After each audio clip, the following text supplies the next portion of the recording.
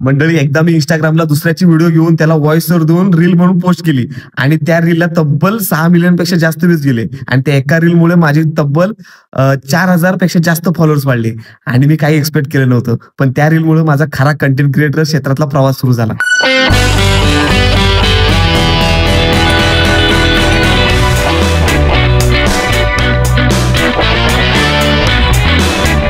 नमस्कार मंडळी, मी रोहित खापरे इंस्टाग्रामवर ट्रॅव्हल कंटेंट रिलेटेड व्हिडिओ टाकतो आणि या व्हिडिओमध्ये मी शेअर करतोय माझा पहिला इंस्टाग्राम रील व्हायरल कशी गेली आणि त्यामागचं सत्य काय होतं आणि तिथून माझी लाईफ नक्की कशा प्रकारे चेंज झाली याबद्दल आपण या व्हिडिओमध्ये पाहणार आहोत.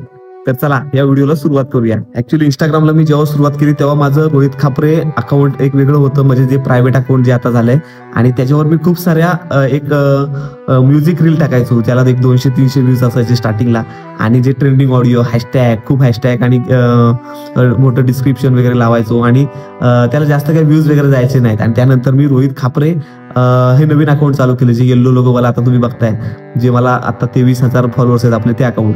तर ते जेव्हा मी चालू केलं तेव्हा त्याच्यावर कंटिन्युअसली मी खूप क्वांटिटीमध्ये व्हिडिओ टाकायचो. जवळपास मी माझं कोकण सिरीज असेल किंवा कोकणातला गणपती उत्सव सिरीज असेल, तर अशा खूप सारे व्हिडिओ मी टाकायला चालू केलं होतं. पण त्याला पाहिजे तेवढ्या प्रमाणात व्ह्यूज जात नव्हत्या आणि मी तिथे स्टार्टिंगला दुसऱ्याचे फुटेज वापरून त्याला व्हॉइस ओव्हर द्यायला चालू केलं. पण सुरुवातीला माझाच आवाज मला आवडत नव्हता आणि त्यानंतर मी कंटिन्युअसली खूप साऱ्या क्वांटिटीमध्ये व्हिडिओ टाकायचं असं ठरवलं होतं आणि खूप सारे व्हिडिओ मी टाकत होतो. पण त्यानंतर एक अचानक अशी वेळ आली की जेव्हा मी आमच्या कोकणातला एक सण असतो, जेव्हा बगाड म्हणून मी रील दाखवते तुम्हाला साईडला, तो बगाड उत्सवाची माझा मित्र आहे जर्नी विथ निखिल म्हणून, तर त्यांनी त्याच्या अकाउंटला एक म्युझिक रील म्हणून पोस्ट केलं होते बगाडाची व्हिडिओ. तर ती व्हिडिओ मी घेऊन त्याच्या परवानगीने घेऊन त्याला क्रेडिट वगैरे देऊन त्या व्हिडिओला फक्त व्हॉइस ओव्हर दिला होता आणि मला काय एक्सपेक्टच नव्हतं की ती व्हिडिओ एवढी व्हायरल जाईल किंवा काय.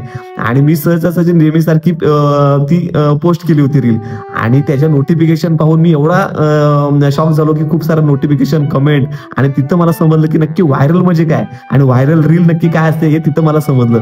आणि तुम्ही बघू शकता की मी आता पण ती प्रोफाईलला रील पिन केले, तर त्याच्या कमेंट तुम्ही वाचू शकताय आणि ती रील किती एंगेज झाले लोकांशी हे तुम्ही बघू शकताय.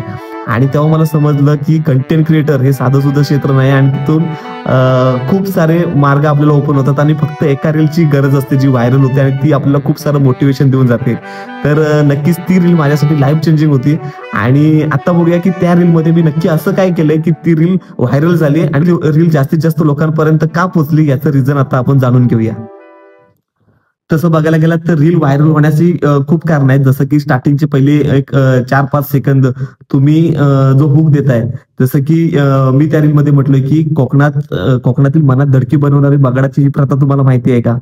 तर एकंदरीत स्टार्टिंगला मी प्रश्न विचारलाय आणि त्याच्यात मी सस्पेन्स क्रिएट केलाय आणि स्टार्टिंगला तुम्ही व्हिडिओमध्ये पण बघितलं असेल की त्या माणसाला मागे गळ टुपवलेली आहे पाठीत आणि तो त्या गळीच्या साहाय्याने वरती उचलला जातोय. तर ही एक प्रकारची हुक झाली की लोकांना एक सस्पेन्स क्रिएट होतोय की नक्की काय प्रथा आहे आणि ही नक्की अनोखी प्रथा आणि वेगळं काय आहे. आणि दुसरी गोष्ट शेअरेबल कंटेंट होता तो, कारण की कोकणातील परंपरा आहे, जुनी परंपरा आहे जी कमी लोकांना माहिती आहे आणि सर्वांना उत्सुकता असते की ही व्हिडिओ किंवा ही माहिती दुसऱ्या लोकांपर्यंत पोहोचवावी. तर असा एक शेअरेबल कंटेंट होता आणि मला वाटतं ह्याच गोष्टी ही रील व्हायरल करण्यासाठी उपयुक्त ठरली. आणि त्यावेळी मला पण एवढं माहित नव्हतं किंवा मला पण एवढा अवेअरनेस नव्हता की इंस्टाग्राम कुठली रील व्हायरल करतंय किंवा काय. पण हा एक योगायोगच झाला. मी माझ्या पद्धतीने मनापासून कंटेंट बनवला होता आणि तो लोकांपर्यंत पोहोचला, बस एवढेच याचं रहस्य आहे.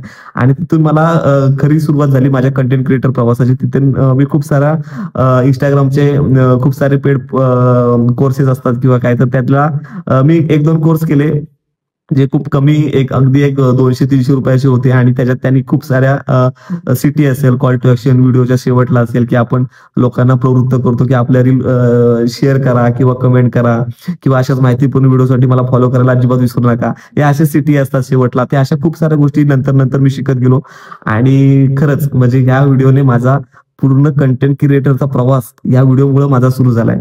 आणि अजून खूप सारे व्हिडिओ तुमच्यासाठी घेऊन येईन, छोट्या व्हिडिओ असतील ज्या माझ्या रेग्युलर जर्नी विषयी असतील, त्यानंतर सोशल मीडिया ग्रोथ बद्दल असतील, तसेच मी जिथे जिथे ट्रॅव्हल करतो त्या खूप साऱ्या व्हिडिओ, तिथल्या स्टोरीज मी तुमच्यापर्यंत या युट्यूबच्या माध्यमातून पोहोचवण्याचा नक्की प्रयत्न यापुढे करणार आहे. तर अशाच माहितीपूर्ण व्हिडिओसाठी मला फॉलो करायला अजिबात विसरू नका आणि सबस्क्राईब करा आपल्या या युट्यूब चॅनलला रोहित खापरेला. आणि इंस्टाग्रामला रोहित खापरेच नाव आहे आणि इंस्टाग्रामला आपले आता 23,000 फॉलोअर्स आहेत, तिथे पण मला फॉलो करा आणि अशाच नवीन माहितीपूर्ण व्हिडिओ मी तुमच्यापर्यंत पोहोचवण्याचा नक्की प्रयत्न करीन. धन्यवाद.